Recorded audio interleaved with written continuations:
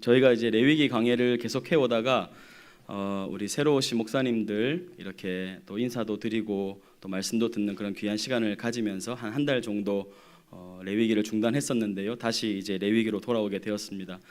오늘 그 레위기 이제 13장은 특별히 레위기는 크게 이제 1장에서 10장까지는 제사의 규례와 관련된 이야기들이 나오고, 그리고 그 뒤에 11장에서 27장 그 28장 끝까지는 이제 그 정결 의식에 관한 이야기들이 나오기 시작합니다. 그 중에서 11장에서 15장까지는 개인의 정결과 관련된 그런 말씀이 나오는데, 그래서 11장에는 우리가 음식과 관련된 규례에 대해서 배웠습니다. 먹어도 되는 음식, 먹지 말아야 할 음식, 정한 것, 부정한 것, 이런 것을 우리가 배웠습니다.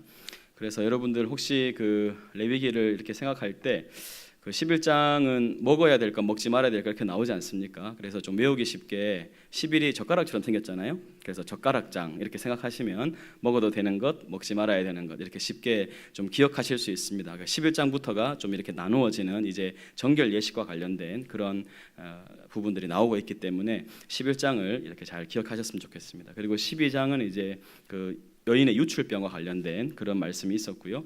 이제 13장에는 피부병과 관련된 규례입니다. 흔히 말하는 그 나병이라는 것인데요. 여기 나병이라고 번역된 짜라트라는 단어는 명료하게 좀 이게 오늘날 우리가 생각하는 나병이라고 말하기는 좀 어렵습니다. 여기 나오는 그 나병이라고 통칭된 전체 질병을 봐도 특별히 집 안에 생기는 14장에 나오겠지만 집 안에 생기는 곰팡이, 또 옷이나 의복에 생기는 곰팡이까지도 나병이라고 표현한 걸 보면 우리가 생각하는 그런 나병과는 좀 다른 어떤 질병이 아니겠는가 생각을 합니다. 많은 학자들이 이 질병에 대해서 규명을 하려고 시도를 했지만 좀 통일된 의견을 내지 못하고 있는 것 같았어요. 제가 이렇게 여러 자료를 보니까요.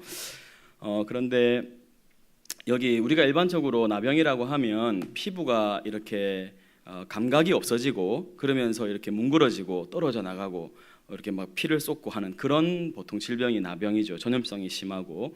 근데 오늘 여기 나오는 병들 중에는 전염성이 없는 것도 있습니다. 그렇기 때문에 이 13장을 그 나병 환자의 규례다 이렇게 말하기보다는 악성 피부병의 규례라고 말하는 것이 더 옳겠습니다. 그래서 오늘 그 내드린 강의 안에 보시면 피부병에 관한 규례 이렇게 이제 되어 있습니다.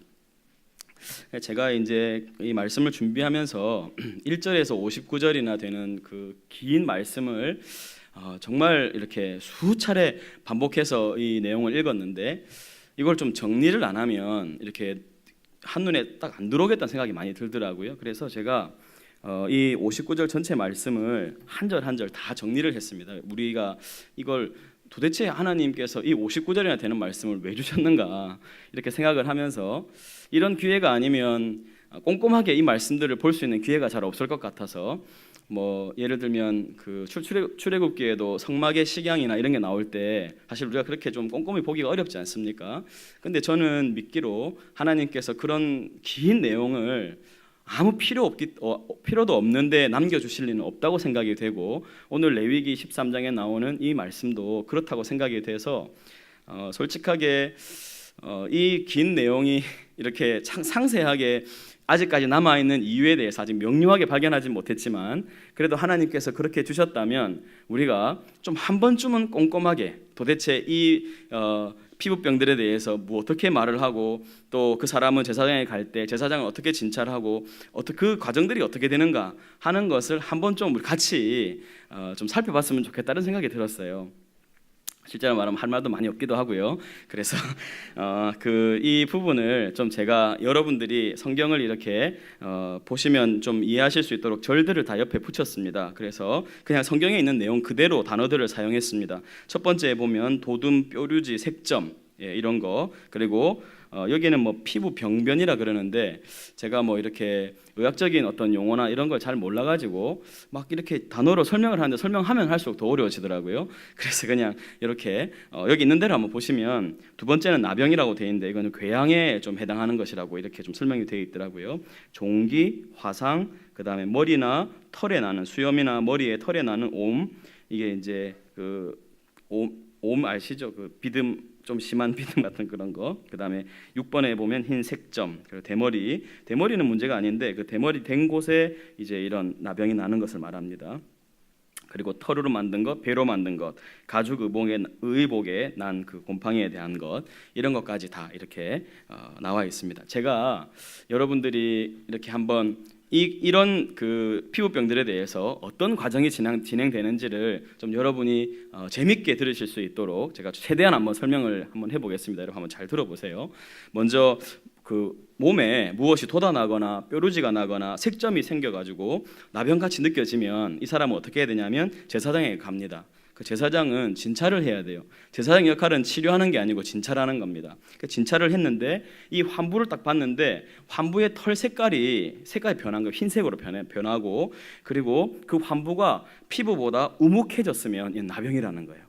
그러니까 이게 이제 전체적인 어떤 비슷한 내용들인데 어쨌든 피부보다 우묵해지면, 우리 보통 이렇게 볼록해진다 생각하는데 우묵해지면 나병이다 이렇게 파고 들어가는 거죠. 그렇게 판단했습니다. 근데 그게 우묵해지지 않고 털이 휘어지지 않았으면 이 사람을요 7일 동안 가두어 둡니다. 격리가 아니고 어디 가두어둬요. 어딘지 모르겠습니다. 가두어 둡니다. 이 사람은 7일 동안 가만히 가두어져 있어야 돼요. 그래서 7일 후에 이 사람을 다시 이제 보는데, 만약에 환부가 이렇게 변하지 않았고요, 그대로 또 퍼지지 않았으면은, 일단은 그 환부가 그대로 남아 있는데 퍼지지 않았으면 7일을 더 봅니다. 그러니까 오래 본다는 거예요. 이 사람이 나병이다 아니다를 판단하기 위해서. 그리고 이제 다시 7일을 넣었다가 이제 14일째 나오면 이제 그때 판별을 하는데, 환부가 엷어지고 또 그 피부에 이제 환부가 엷어졌고 퍼지지 않았으면 그 사람을 정한 사람이라고 판단한다는 거예요. 14일이 지났는데 이 병이 지속이 되지 않으면 이 사람은 나병이 아닌 겁니다. 그걸 정하다 하고, 그래서 옷을 빨아서 다시 입으면 정하게 된다 이렇게 이제 선언을 합니다. 근데 이 사람이 집에 갔는데 다시 그렇게 움푹 파지는 그런 일이 생기면 다시 제사장에 가서 이 사람이 나병이라는 걸 확인해야 되는 거예요. 14일 있어서 일단 1차 확인했지만 집에 갔는데 또 이렇게 움푹 파이거나 털이 휘어지면 이 사람이 나병이라는 것이 판정이 되고 이 사람은 부정한 사람으로 됩니다. 자, 재밌죠? 예. 재밌어야 됩니다. 그 다음에 두 번째, 이제 9절부터 나오는 건데, 이 괴양 같은 건데요. 여기 나병 9절에 보면 사람에게 나병이 들었거든 이렇게 나오죠. 그 제사장에로 갑니다. 여기도 마찬가지예요. 보면 흰 점이 돋아나고 털이 휘어지고 거기에 생살이 생겼다 이렇게 되어 있는데, 정확하게 어떻게 되는 건 잘 모르겠습니다. 점이 돋아났고 털도 휘어지고 거기에 생살이 생겼다.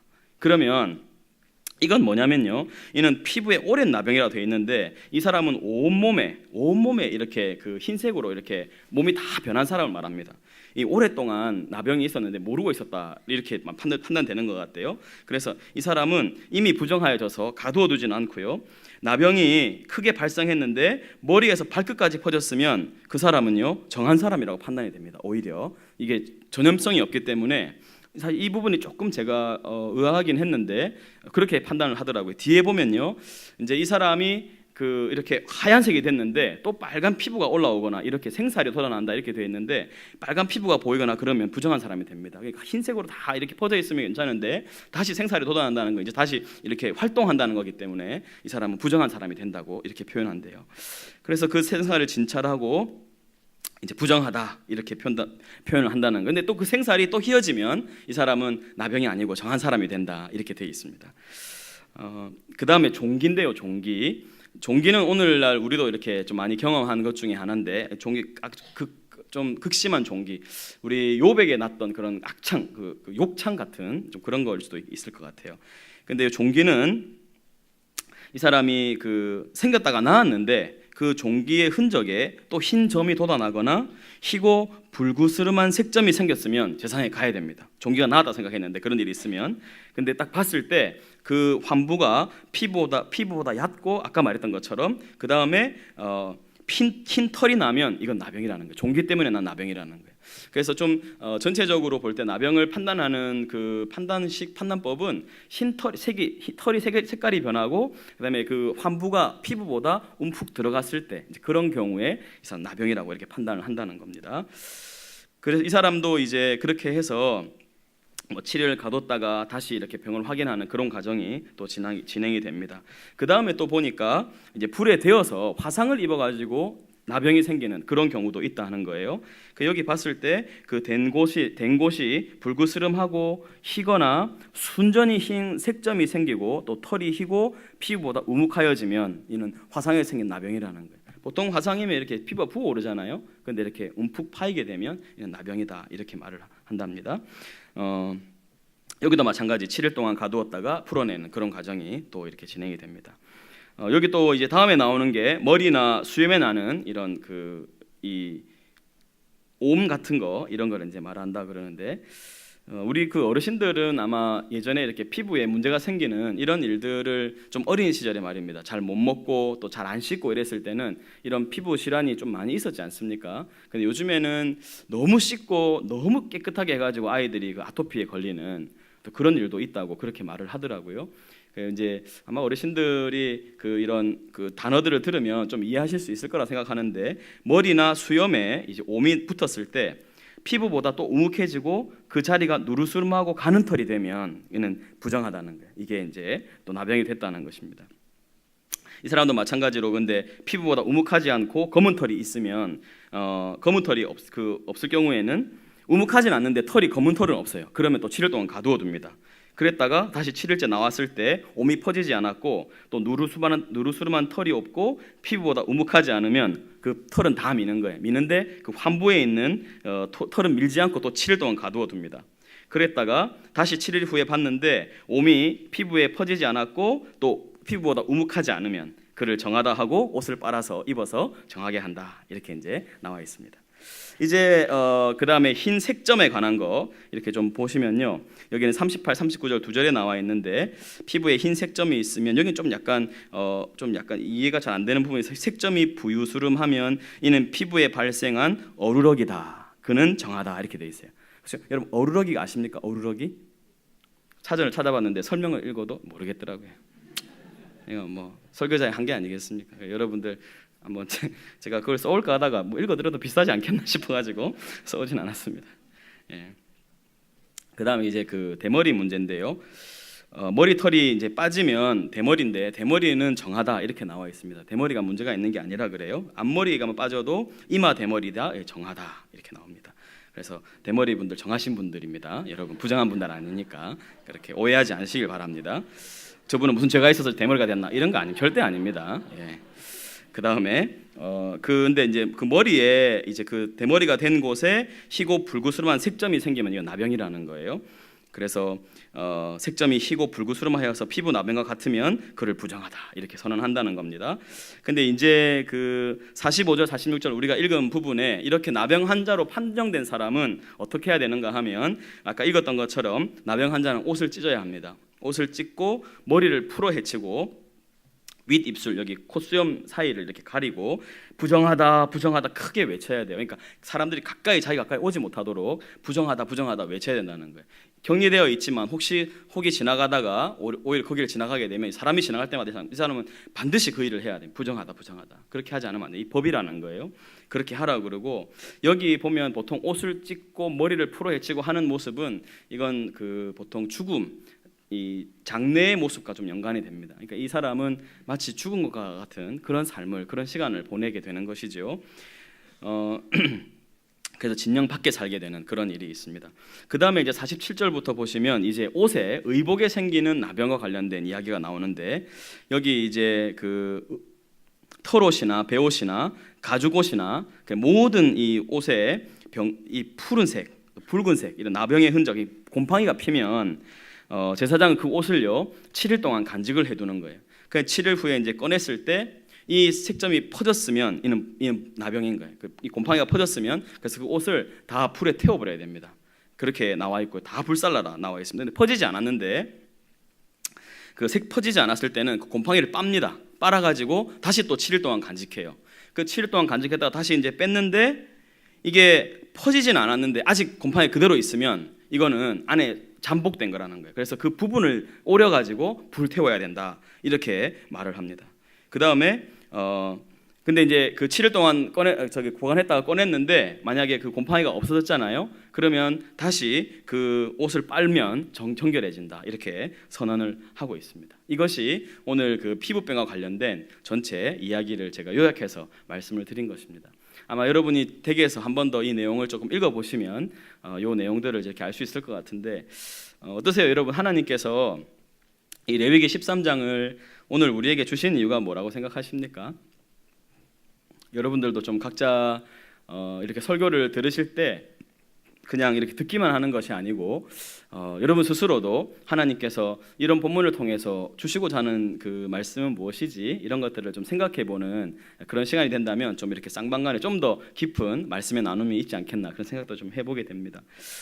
우리가 이제 그 이 좀 부분에서 생각해볼 문제는 여러분 나병 환자로 선언된 사람은 삶이 어떻겠습니까? 일단은 나병 환자로 선언되기 전에 아주 그 긴장되는 시간들이 있었지요. 그 7일 동안 나병을 관찰하고 또 이렇게 한 번 더 또 7일 동안 관찰하고 이런 시간이 있습니다. 그런 시간 동안 그 사람이 얼마나 초조하고 불안하고 또 하나님께 또 얼마나 간절해지는 마음이 되겠습니까? 근데 우리가 오해하지 말아야 될 것이 있는데요. 보통 이 나병과 관련된 그 성경의 기록들을 보면 여러분 혹시 구약 성경에 나병에 들었다 하는 그런 기록 혹시 떠오르는 장면이 있으십니까? 예, 훌륭하십니다. 나아만 장군이 나병에 걸렸던 게 있었죠. 또 혹시 맞습니다. 나아만 장군이 나병에 들었는데 그 게하시 그 종이 이 나병이 다시 옮게 되는 그런 게 또 있었죠.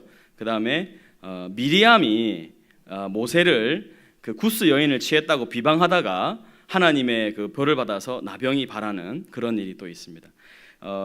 저 역대하에 가보면은 또 그 우시야 왕이 나오는데 이 우시야 왕이요 교만해져 가지고 무슨 일을 하려고 하는가 하면 이 향로에 불을 피우려고 자기가 그 일을 하려고 가는 거예요. 그때 아사랴라는 제사장이 왕이시여 그런 일은 레위 자손 제사장들이 아론의 자손들이 하는 건데 그렇게 하시면 안 됩니다. 용감하게 말을 했어요. 근데 여러분 우시야가 그때 화를 버럭 냅니다. 향로에 불을 넣으려고 하다 화를 버럭 내요. 그랬을 때 나병이 확 발하죠. 그래서 이 사람이 바로 그 성전에서 격리가 되는 그래서 평생 그 나병이 고쳐지지 않고 죽음에 이르게 되는 우시야 왕의 최후가 있습니다. 그런 기록들이라든지 그 게하시와 관련된 이야기도 그 엘리사의 사환이었던 게하시의 얘기도 참 재밌는 이야기인데 나아만 장군이 그 와서 고침 받았지 않습니까? 근데 이 자기 스승인 엘리사가 이 그 장군을 고쳐줬으면 보상을 받아야 되잖아요. 예물을 받아달라고 말을 하는데 받지 않겠다고 돌려보내거든요. 그러니까 이 게하시가 속으로 이렇게 얘기하면 내가 여호와의 살아계심을 두고 맹세하노니 내가 가서 무엇이라도 받아내겠다.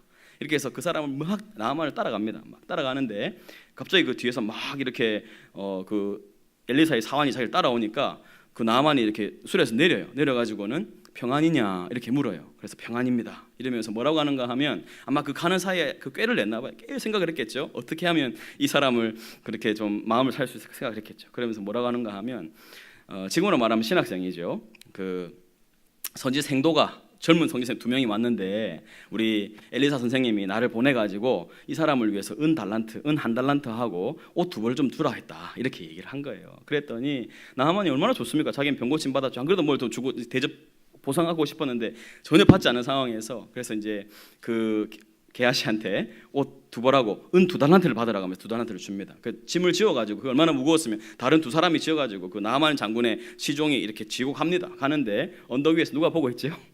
엘리사가 딱 보고 있으면서 게하시야 너 어디 갔다 오냐 이렇게 이제 물어요. 저 아무 데도 안 갔습니다. 이렇게 거짓말을 하죠. 그랬을 때 이제 엘리사가 그렇게 그 게하시에게 이렇게 막 형벌을 내렸더니 나병이 발하게 되는 그런 일이 있었습니다. 여러분 이런 내용들을 보면 나병은 하나님의 심판의 상징 같죠.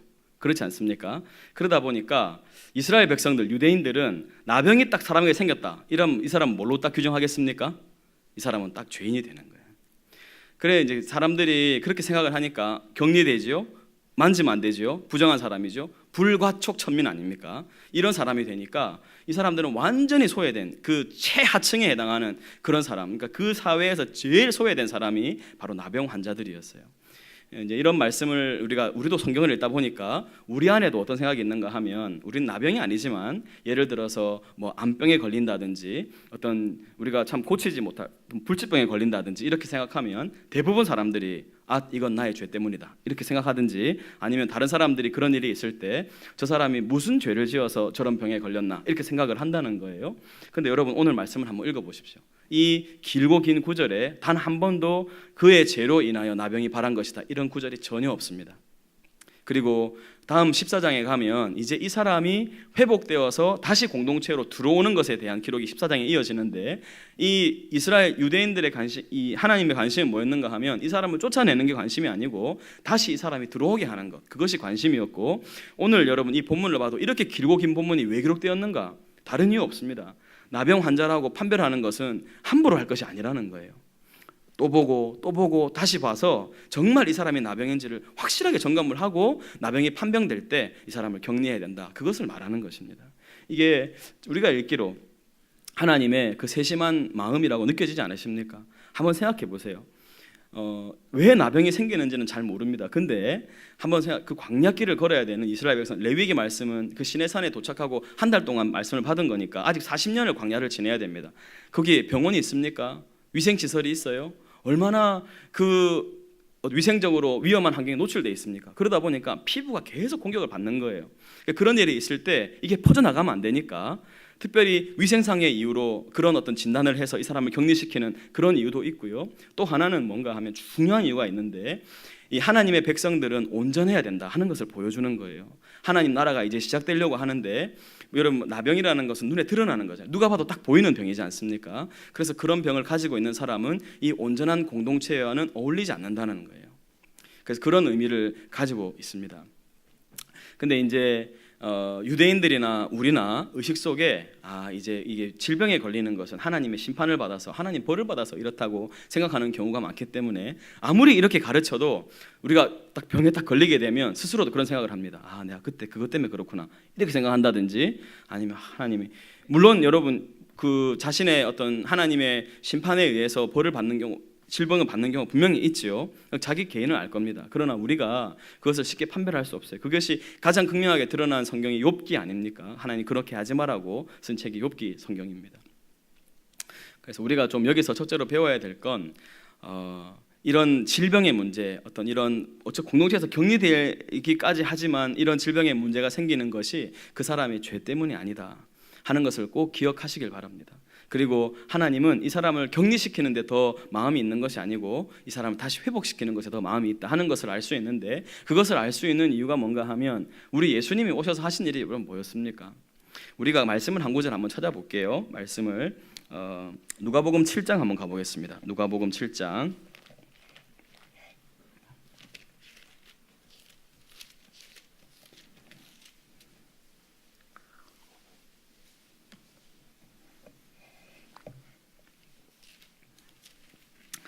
세례 요한이 예수님에 대해서 의심을 했어요. 예수님 정말 당신이 메시아가 맞습니까? 이렇게 자신의 제자들을 보내서 확인하게 했을 때 그 7장 22절에 보면 예수님이 이렇게 말씀하시죠. 같이 한번 읽어보겠습니다. 7장 22절이요.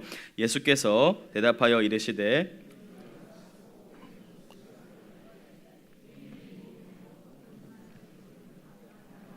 깨끗함을 받으며 귀먹은 사람이 들으며 죽은 자가 살아나며 가난한 자에게 복음이 전파된다 하라. 메시아의 오심의 상징은 이런 가장 그 소외된 사람들이 회복되는 것을 통해서 확인할 수 있다고 예수님 말씀하시는 겁니다. 여러분 누가복음 이 말씀을 봐도 알지만 예수님 와서 하신 일이 뭔가 하면 이런 나병 환자들을 깨끗게 하시는 그런 일을 하셨죠. 그래서 우리가 성경에서 보면 예수님이 그 나병 환자를 고칠 때 이게 있잖아요. 얼마나 감동적인 이야기면 새 복음서에 다 기록되어 있습니다. 그 예수님 고칠 때 어떻게 하셨죠? 아주 인상적인 터치를 하지 않습니까? 예수님이 아까 뭐라 그랬어요? 나병 환자는 가까이 가면 됩니까? 안 됩니까? 안 되죠. 근데 이 사람이 예수님이라는 걸 알고 용기를 낸 거예요. 그래서 예수님한테 와서 엎드려 구하여 이르되 주여 원하시면 나를 깨끗하게 하실 수 있나이다. 지금 이 사람이 이렇게 말하면 안 되죠. 뭐라고 해야 됩니까? 부정하다 이렇게 해야 될 사람인데 이 사람이 예수님이라면 나를 고쳐줄 수 있지 않을까 이런 마음을 가지고 그렇게 한 거예요. 그랬을 때 예수님이요 병자를 고치실 때 항상 손을 대셨습니까? 그런 기록이 있지 않아요. 근데 인상적이게도 예수께서 손을 대시며 손 대면 됩니까? 안 됩니까? 안 되잖아요. 이건 하나님 나라의 새로운 시작을 말하는 거예요. 이 사람도 하나님 나라의 백성이 된다는 거예요. 예수님이 고칠 거기 때문에 이 사람은 정한 사람이거든요.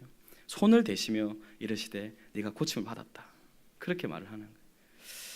우리 소외되고 참 힘들고 어려운 우리 참 이 백성들에게 얼마나 위로가 되는 말씀입니까? 오늘 혹시 이렇게 그 질병으로 인해서 고통받고 있는 분들이 있다면 또 우리 주변에 그런 분들에게 이런 말씀으로 서로 좀 위로했으면 좋겠습니다. 손도 대면 안 되는, 가까이 가서도 안 되는 그런 사람을 예수님이 손을 대시고 회복시키고 고치시는 그런 모습들이 있었다. 그리고 그것이 뿐만 아니고 그 예수님에게 향유를 부었던 사건 있지 않습니까? 그 놀라운 사건이 일어난 집이 어디였어요? 베다니 문둥이 시몬의 집이었어요. 그 예수님이 같이 어울렸던 사람이 그런 사람들이었다는 겁니다. 또 재밌는 이 나병 환자와 관련된 재밌는 이 스토리가 하나 있습니다. 그 누가복음 17장에 보면은 나병 환자 10명이 예수님 고침 받는 사건이 나와요. 아시죠? 그 사람들이 이제 예수님께 와서 고쳐달라 그러니까 예수님이 제사장에 가서 너희 몸을 보여라. 여러분 이렇게 보면 이제 레위기 말씀이 보이시죠, 그죠? 제사장에게 왜 몸을 왜 보이라 그래요? 너를 진찰해서 네가 나병이 아니라는 것, 나았다는 것을 만천하에 선언하도록 하거라 이렇게 하는 거예요. 그러니까 우리가 레위기 13장을 모를 때 이 본문을 읽을 때 하고 레위기 13장을 알고 이 본문을 읽을 때는 완전히 다른 거 아니겠습니까? 그래서 왜 제사장이 가라 그러지? 이런 것 이렇게 해결이 되는 겁니다. 갔을 때 이제 가다가 10명이 다 고침 받았어요. 근데 여러분 어떻게 됐습니까? 9명은 다 그냥 그 자기 나은 것에서 너무 기뻐하고 돌아가고 한 사람만 돌아왔는데 이 사람이 이방인이었던 사마리아인이었던 나병 환자였다 하는 기록이 누가복음 17장에 인상적으로 나와 있습니다. 이게 우리가 그 감사절 이럴 때 감사에 관한 주제 설교를 할 때 많이 쓰는 본문인데 한번 생각해 보십시오.